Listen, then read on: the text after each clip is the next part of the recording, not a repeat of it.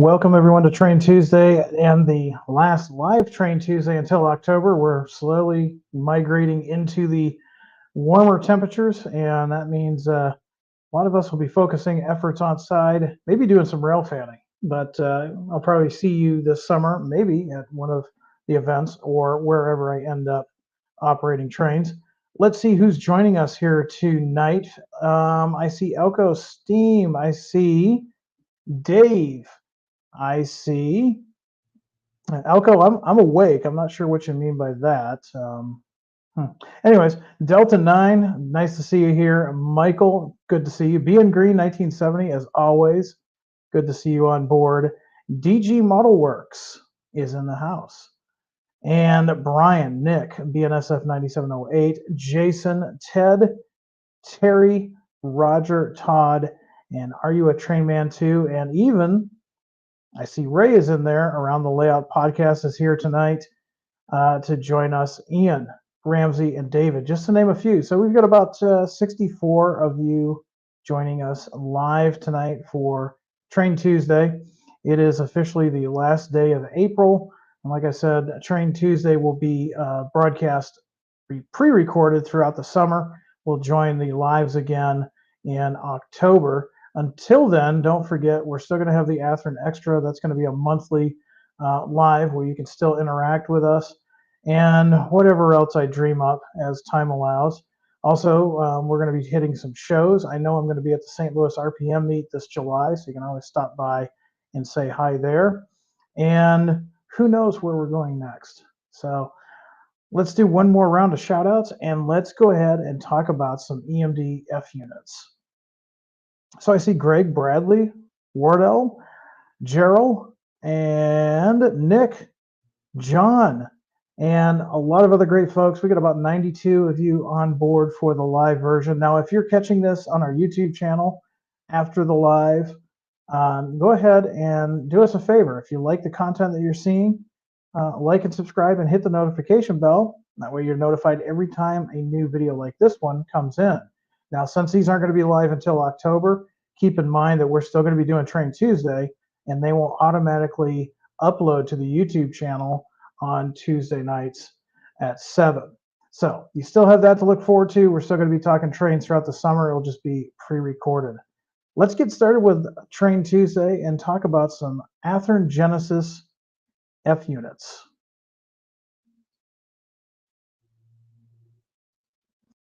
Now, we talked a little bit about these last month, but it bears repeating. EMD F-units were a line of diesel-electric locomotives produced between November 1939 all the way to November 1960.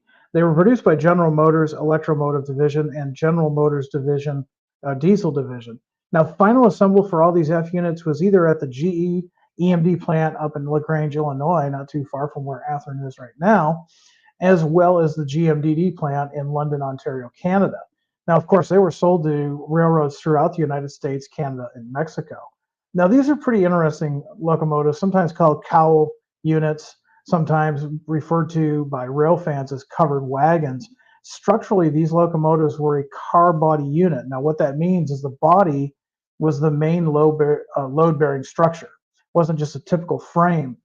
They were designed like a bridge or a truss bridge, and then they were covered with cosmetic panels. And the so-called bulldog nose was a distinguishing feature of this locomotive's appearance, and of course it made a lasting impression in the mind of the traveling public of the time. Now, the F-units were the most successful first-generation road mainline diesel locomotive in North America. Now, before that, there were diesel locomotives. However, they were pretty much restricted to rail yards, maybe once in a while branch line service, but not very common.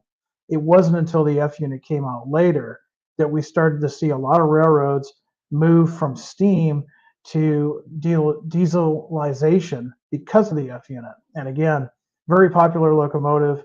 And a lot of these locomotives would last, even as freight units, even as recently here locally, into the 2000s. So let's talk about what we're going to be offering in the next coming weeks for pre-order. Now, what I've got on the screen right now, this is from the previous run. This is the Norfolk and Western freight set. It's an F7A AA set. and it includes road numbers 3657 as well as 3659. Now, we don't have any of these in stock at Athearn. However, since they are a relatively recent release, you can still find these in some hobby shops or online shops if you're interested in these Norfolk and Western freight sets. They are item number ATHG 19568. Again, that is ATHG 19568. Now let's talk about what we have available for pre-order through your Athearn dealer until May 24th. So we're going to start off with the Santa Fe. Now this is early to mid 1960s era Santa Fe freight units. Now with a fleet of over 450 EMD F-7s, Santa Fe had one of the largest fleets of this iconic EMD locomotive. Beginning back in 1959, the railroad began modernizing these units with several federally mandated appliances which changed their appearance. The company also began installing inertial air filters in order to improve their reliability. And this release of our Genesis F Series Santa Fe Freight Service F-7s depicts them in their 1960s to early 1970s appearance. And while they served system-wide for many years as the 60s progressed, they were often found most in Texas on the eastern lines of the railroad. So if you're modeling the 60s and 70s and you're a Santa Fe fan and you love the covered wagons, here's a perfect excuse to pick up a few of these. Now we're doing a couple of different versions here. As you can see, we've got an F7AB set, and that will include road numbers 218C and 235B. And then additionally, we're offering an F7B. Road number for that is 266A. Now, Santa Fe features, these are details for these models that are specific for the Santa Fe. These are Phase 1 F-7s. They will have dynamic brakes with 36-inch fans. They will also have Leslie A200 horns and CAN radio antenna. Now, one thing to remember, and this was pretty common with F-units at the time, since these were running in the 60s and 70s, the skirts have been cut or removed. Now remember, when the EMD F-units first came from the factory, they had those nice flowing skirts between the two trucks. Well, why they may look great aesthetically, especially on a passenger train, they can be a maintenance nightmare. So a lot of railroads started cutting those up a little bit or just removing them altogether. And these Santa Fe units are no exception. They're going to have that detail as well. Let's go on over to the southeast and let's talk about Florida East Coast. Now these, again, 1950 era, these are Florida East Coast, and in 1959, the Florida East Coast purchased 8 F3As and 4 F3Bs from EMD. Now they were delivered in this attractive bright red and yellow scheme, and they were used in many types of service. By 1959, FEC had become completely dieselized with their locomotive fleet. Now the vibrant red and yellow paint was eventually replaced by a solid blue scheme, and after this, there was no use for them after probably about the 1970s or so. The whole fleet of F3s were eventually sold to Chicago Northwestern. Now we're going to be offering a couple of different options for you. You can get the standalone F3A, which is number 501 that you see at your screen, or you can get the F3A and B set, which includes road numbers 503 and 552. Now, features again that are specific for the Florida East Coast units. These are late era F3s. They're going to have the far grills. There will be no dynamic brakes on these. They will have the standard freight pilots, of course, on the A units. M5 horns, forward gyrolite with emergency red warning light, and again, just like the Santa Fe, cut skirts. Here's one that had been heavily requested, especially in this paint scheme, striking paint scheme of the Louisville and Nashville. Now, Louisville and Nashville received an order of 19 F7A units, 815 through 833 in mid-1950. Now, built in 1956, F9A number 924 was part of an order for 8 units, 919 through 926, and F9B 719 was part of an order of 4 units, 717 through 720. So we're offering 1950 era F7s. We've got F7As, 824 and 831, and then we've got later 1963 era and further F9A and F9B, and those unit numbers are 924 and 719. Now, this is one of the great things about Athearn Genesis. You're going to see some differences in the details between the L&N F7s and the F9s, and let's talk about those detail differences here briefly. Let's start with the L&N of the F7s. There's going to be no dynamic brakes. All the A units will have a freight pilot. Roof overhang. If you look at the back of the F units, where the rear door is, some of those had a overhang. There's horizontal grills. These will have a full skirt, so not like the cut skirts that the previous two offerings have. And these will have the Leslie 5-chime horn. Now, of course, that is only on the A units. Moving to the F9s, we're going to see some subtle differences. These two will not have dynamic brakes, and they also will have freight pilots on the A units, but this one does not have a roof overhang like the F7s do. These will have vertical grills, and this one will have a cut skirt, unlike the F7. The other neat feature about this one is it will include a Hancock air whistle on the A unit. If you've heard those, it's a very distinct sound, and it's kind of neat. So a little bit of differences in the details shows you where Athearn Genesis goes to make sure everything is accurate to the prototype road number. Moving on and kind of going into the Midwest here, we're going to go with the Rock Island. Now, at first glance, you may think, well, these are Union Pacific, and you wouldn't be totally wrong. These are part of our Prime for Grime series. And these represent the Rock Island in the mid-1970s. Now, let's go back a little bit to 1958 when UP contracted with EMD to rebuild and upgrade their F3 units with F9 mechanical components, utilizing anything serviceable from the F3s.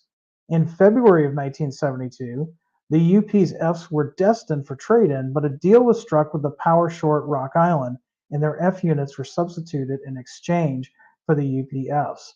Now, the Rock Island immediately pressed them into service, still in UP colors, as you can see here. And we're offering a couple of different options for you. We've got the F9A Rock Island number 4156, as well as the AB set, which is also an F9, and that is 4167 and 4106. Details specific for these Rock Island units, of course, they're former UP, so they've got faded colors, part of our Prime for Grime. Firecracker antenna, dynamic brakes with 48-inch fans. Ironically, full skirts. Front gyro light on the A units, and of course, road number specific details. An interesting era of the Rock Island. Even though by 1980 the Rock Island would be no more, the 1970s continues to be an interesting time to model a very fine railroad. Coming up next, another one that we've got a lot of requests for, and happy to announce the Missouri, Kansas, and Texas. These are late 1970s era. Now, by the mid-1970s, the MKT, also known as the Katy by rail fans, started to transition to a new green and yellow paint scheme with lots of front-end striping. They dropped their then familiar Katy logo to a simplified large MKT along the sides of their equipment. Sometimes being compared to John Deere tractors, these brightly painted locomotives were very eye-catching compared to other railroads of the time. Exciting railroad, exciting colors. Definitely something you wouldn't expect on an F unit, but yes, it did happen in the late 1970s, and we're going to be offering some different versions for you. We're going to start out with unit number 70A, which is an F3A, and then we're also going to offer an F7B, which is unit number 75E. We'll also offer an F7AB set, and those unit numbers will be 72C and 75F. Now the MKT features F3 or F7 per road number, single standard headlight, large roof-mounted cooling coils, far or wire grills, non-dynamic except for 75E, and dual blat horns on the A units. So if you're a fan of this railroad of the 1970s and still love that covered wagon look, you can add these to your fleet. Really eye-catching locomotives. Now let's go on to the other end of the country and a railroad that doesn't get a lot of publicity. This is a neat railroad and one that we did have requests for, so I'm happy to say that we are producing these. This is the Seattle and North Coast Railroad, and these are 1980 era locomotives. Now, the Seattle and North Coast Railroad had a unique operation, and according to Wikipedia, it had no outside connection to a mainline railroad. It instead used barges to send and receive freight between Seattle and Port Townsend, Washington. In the early 1980s, SNCT purchased 3 former Burlington Northern F-7As for use on their system. Unfortunately, the operation didn't last too long as the railroad was abandoned in 1984 and the locos were sold off for private use. We're offering 2 of these former Burlington Northern units for you for pre-order. They're both F-7As and they are numbered 101 and 102. Keep in mind, these are former Burlington Northern units, so some of those details owe their heritage to the Burlington Northern. Now, these are F7s with far grills. They'll also include the Western Coolant beacon, number-specific details, of course, winterization hatch, and single headlight housing with dual lights. So a great little range of eras. We're talking 1950s all the way into the 1980s, and we've got a little bit of something for everyone from just about every coast in between of the United States. Let's talk about some more of the features that these units will have. And I'm going to use these Norfolk and Western ones as stand-ins. These are the basic details that these Genesis locomotives will include. Some of those features include coupler cut levers, train line and MU hoses, windshield wipers, lift rings, wire grab irons, sanding lines, lit signal lights and or beacons if equipped per the prototype, bell placement and type per prototype, directional consistent lighting, separately applied photo-etched metal and injection molded detail parts, detailed fuel tank with fuel fillers, fuel gauges, breather pipes, and retention tanks, speed recorder unless otherwise noted, see-through cab windows with a full cab interior, and etched metal fan grills. Now, believe it or not, there is more, and if you'd like to see the complete details, go to athearn.com, select the new announcements, and select the PDF for the F units for this month.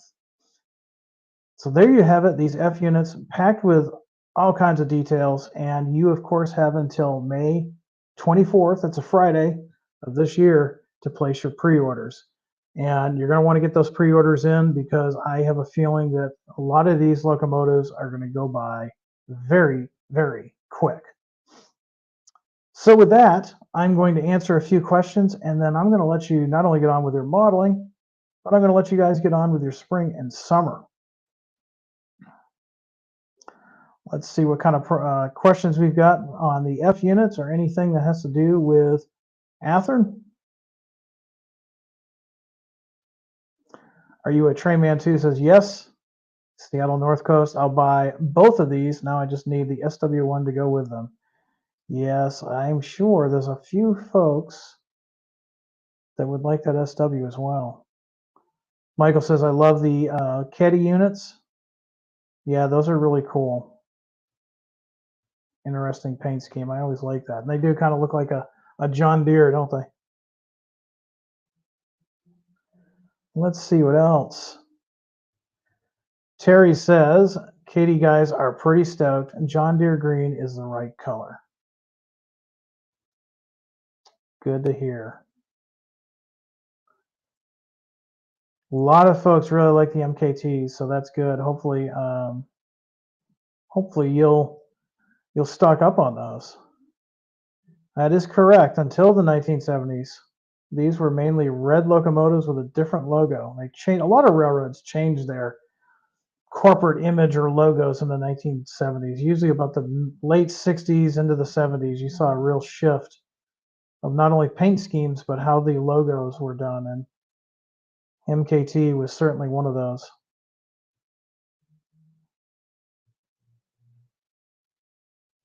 Let's see. A lot of people digging what we've got this time. Don't see any questions on Okay, so Mr. Reynolds, I'm going to call you out on this. I get this a lot that I call Louisville or Louisville wrong. I'm going to ask you how to pronounce it. Um, one of my least favorite things here on Train Tuesday is I'm from New England, and you'll notice sometimes I even say schedule. I'm sure many of you say something that sounds like it has a K in it. Sometimes, based on our region, is how we pronounce things. I've heard it pronounced Louisville, Louisville, and probably other ones. So that may be dependent upon your area. So if you don't mind, sometimes a Yankee has a hard time saying something outside of New England. See if he got back to me. Not yet. I'll be looking for your comment, David, because I want to Louisville. That sounds cartoonish to me.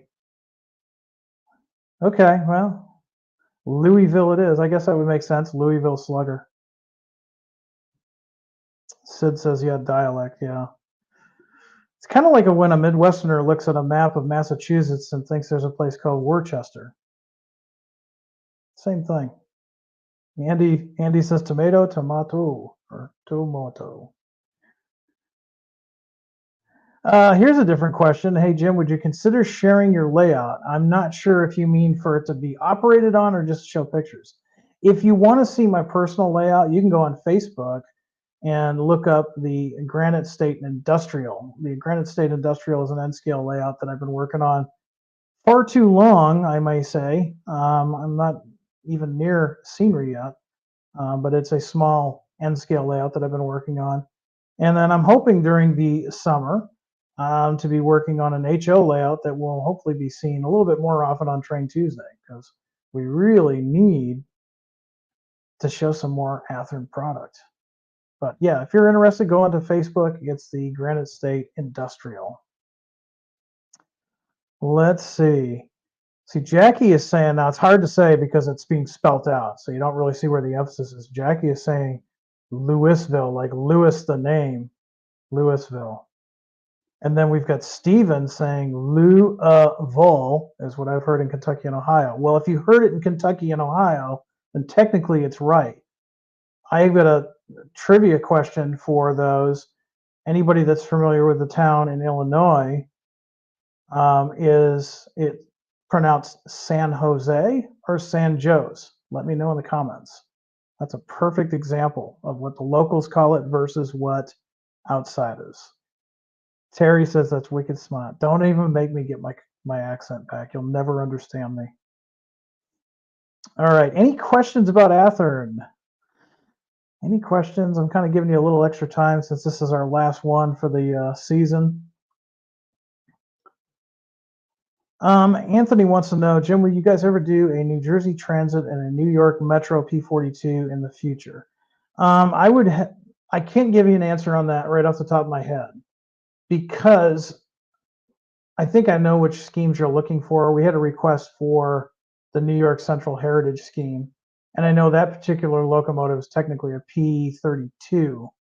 And while it looks like a P42, there is actually a lot of changes that we'd have to do to our molds. So depending on the units, if they are P42s, even then we'd have to look and see if it would require additional tooling. So that would require some research. But if it's something that can be done relatively easily and we think there's enough guys, I mean, New Jersey Transit has a very strong following, then it's highly possible that we could offer those in the future. Your best bet for right now, though, is to go ahead and shoot us an email at athearn-product-suggestions@athearn.com. Let us know. And we do look at those. We don't always reply to those just because we get so many at one time. But we do look at those for our annual meetings when we decide what we're going to do for the coming year. So definitely keep those coming.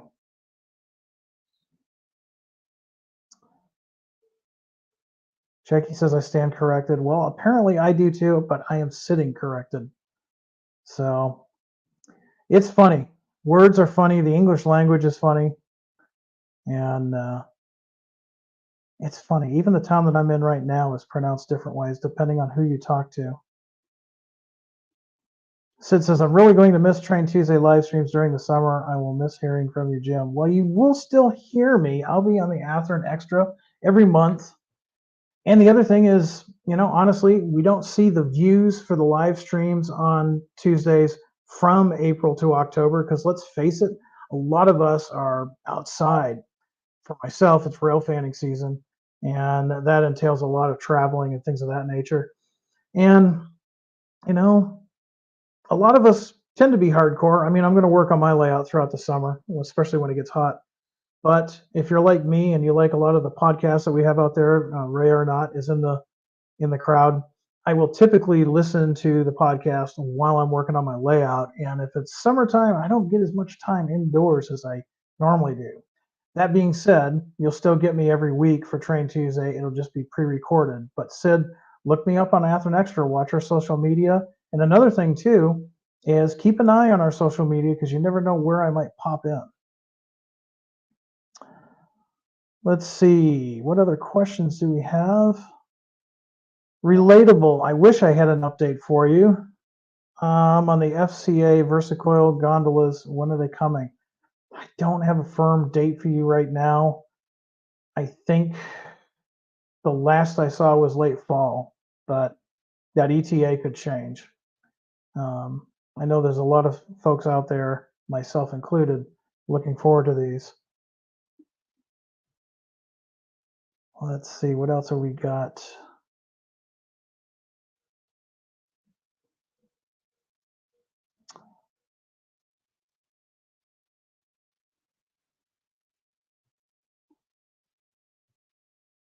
So I'm going to get BN Green here. He's got some questions on some Genesis GP38-2s. I have a Milwaukee Road on pre-order, but the website is only saying available to pre-order, not delivery date, like most products have now.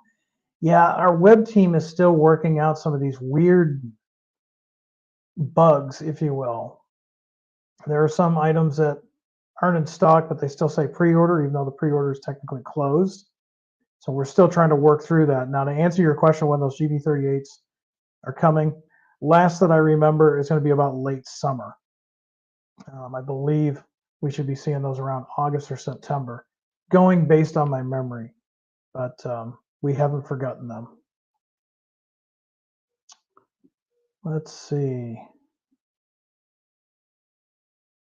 Other questions that we have.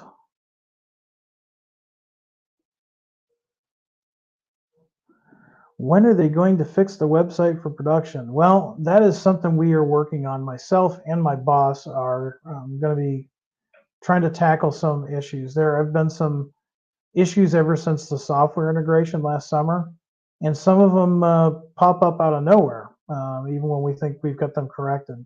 So we're hoping to really start tackling some of the bigger things. And I know a lot of you guys, well, like myself, want to know when the pre-orders that you pre-ordered are coming in. That's one of the first things that we want to tackle with the web team. So be patient with us. I apologize that the website is getting kind of cranky with us. It's frustrating for myself as well, but we're going to hopefully have a meeting with the web team here shortly and see if we can get them to get that updated for us model railroaders. Let's see what else we've got. A lot of brave folks I'm seeing in the comments railfan year round, and a lot of them are from the upper Midwest. And kudos. I used to do that too. I don't do that. I'm kind of a sunshiny day type of rail fan. I'm not hardcore like I was 20 years ago. Let's see what else we've got. Absolutely. I'm right there with you. The main central GP7s came and went, and I only got one. I just, we all have a budget. And so, well, hopefully in the future I can get hooked up with the other two main central units. But yeah, we all have a budget. We need to know how to plan. So now, Sid, you get a really cool shout out. I have an active mainline in my backyard, and it's the Ohio Central. I'm assuming you don't mean the HO one that you have, the actual Ohio Central. And if that's the case, we ought to do a Train Tuesday in your backyard. That would be cool. David Reynolds says, I model year round in the Southeast, and that's because you live in a beautiful part of the country.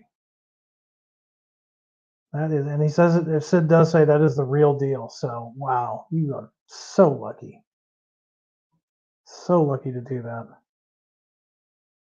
Active mainline in his backyard. How many of you wish you had an active mainline in your backyard? Wow. Here's a great question. Going back to the F units from HF Scale Railfan, I've noticed several of recent announcements were F units. Ever think of doing a modernized version with ditch lights? We have actually. John has talked about it. I don't want to say extensively, but he has talked about it. It would require a lot of work on the tooling. And then the other thing about that is, especially with the Genesis model, if you take a look at how ditch lights are mounted on individual F and E units, they're not always the same. I can say, oh, there are some that will have their ditch lights mounted externally, and then you'll see some where the ditch lights are actually molded within the body. They've actually cut the um, front of the locomotive, and in the hot rod world, we would have called it Frenched, but put the ditch lights inside the cowl. So that's one of the first problems. It wouldn't be an easy thing to do just to simply put ditch lights on the locomotive, because depending on which locomotive it is also going to depend on how those ditch lights are mounted. So that's one of the first um, obstacles that we have to face. Is it something that we can do? And it's going to require tooling for not just one type of locomotive, but possibly multiple different types.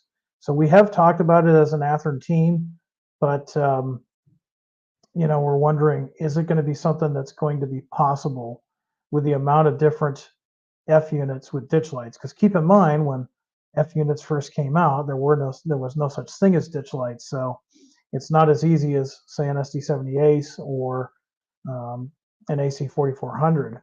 Whereas in this case, they're retrofitting a modern device onto an old locomotive, and every railroad has a different way of doing it. But that's a great question. Thank you for that.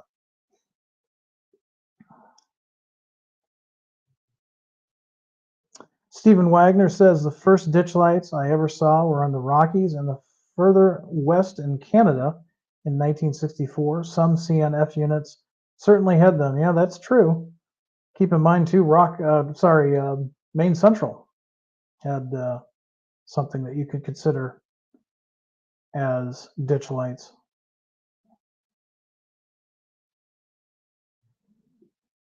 Let's see what else we've got.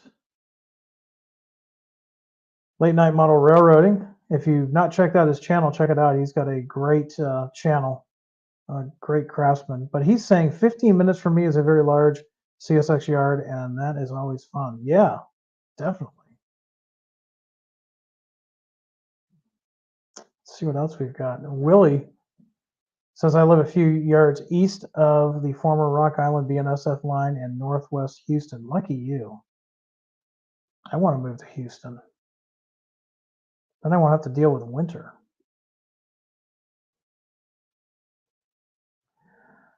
BN Green, 1970, good comment. That's the problem with Genesis details and any kind of retrofit. Every loco, not just road, is different. Must be a nightmare for developers. It is. It really is.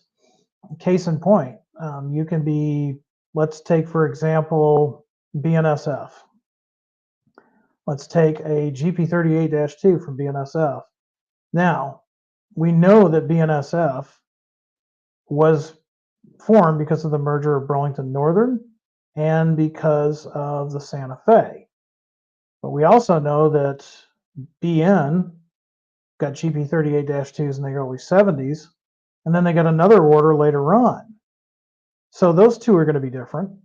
We also know the Santa Fe had multiple orders for GP38-2s, and oh, did you remember the Frisco's in there too?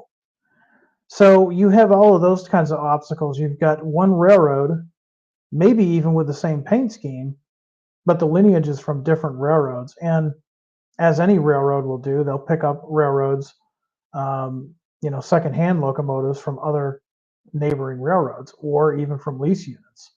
So that is a problem. That's why you'll see in modern railroading an older locomotive like a GP38-2, just because it's wearing orange and black doesn't mean it's going to have the same ditch lights, the same bell, the same horn, and it really is. It's a treasure trove of details, and our researchers spend countless hours not only researching pictures, but talking to historical societies when necessary, talking to industry experts. We work very closely with White River Productions, like with Tony Cook. White River has a huge, extensive um, catalog of images from the Kevin U. Daly collection that we use. And yeah, that's true.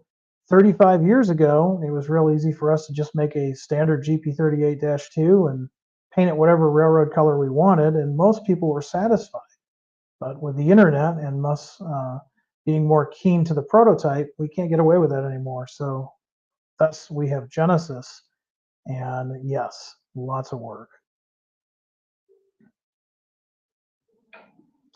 Let's see what else we've got. Do a couple of more questions, and I'm going to let you guys get back to it. Michael says, have a great summer, Jim. Hope you can get some Galesburg rail fanning in. Absolutely. I missed my rail fanning on Good Friday this past year. However, I will be at Galesburg Railroad Days. Now, I won't be as an Athearn employee, but that doesn't mean you can't stop and talk to me. I'm going to be running with the Heritage N-Track Club. I'll be running my N-Track module, and I'll be running with those guys. And I'll be walking around, and of course, I'll be rail fanning leading up to Railroad Days as well as Railroad Days ends. So if you go to Galesburg Railroad Days, by all means, stop by and say hi to me, and let's talk trains. Let's see what else we've got.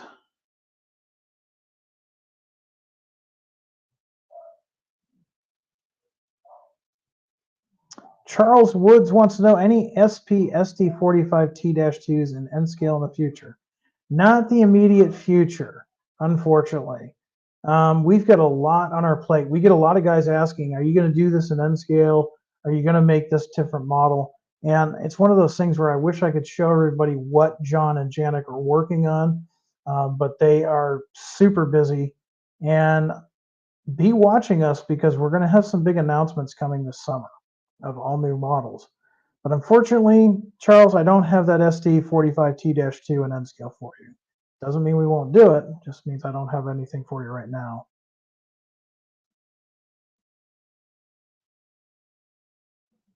Another good question about the F units. Will you guys ever light up the number boards on F units? So a couple of years back, remember we had the Genesis 2.0 nomenclature, and the 2.0 basically meant more lighting features, more details. It is the goal of Athearn to upgrade all of the Genesis units going forward to the former 2.0 standards, and that includes lit number boards. Now, I don't know when the F units are slated for upgrades. I do know that there is a catalog that John is working on primarily, where he is updating those locomotives to have those lighting features and new details. Of course, we've already announced that with the GP15s, which we should be seeing those by late summer. We've also done that with the 40-2s and the 38-2s. So it's only a matter of time before we get to the F units and include that lighting feature as well as other details in the future.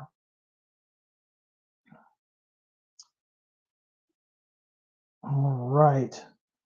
One more question about Athearn, and then I'm going to let you guys get back to it. And we'll talk the next time on a Athearn Extra.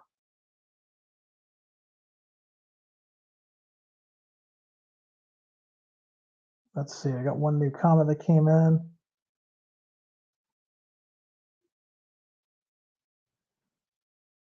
If you did reveal N-scale projects might help your sales and excitement. Well calculated, Snipe. We have. We've actually announced a lot of N-scale this past year. Maybe you haven't seen it. We just announced CA11s in N-scale. Of course, we've got the 13K acid tank cars in the Genesis line. We've upgraded Athearn N-scale cars to Genesis as far as detail. And we realize that N-scale only makes up roughly, and I say roughly, I think the latest poll showed 20% of the model railroad market.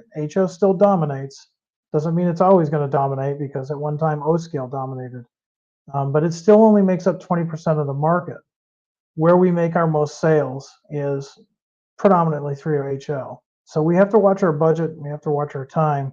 We haven't abandoned you N scale guys. I mean, remember, I'm an N scale guy myself, but we have to spend our time and our budget wisely. So we've gotten a lot of new N scale projects as far as freight cars out.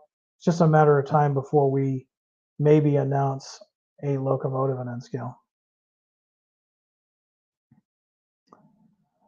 All right. Well, everyone, I want to thank you all for joining me on this Train Tuesday.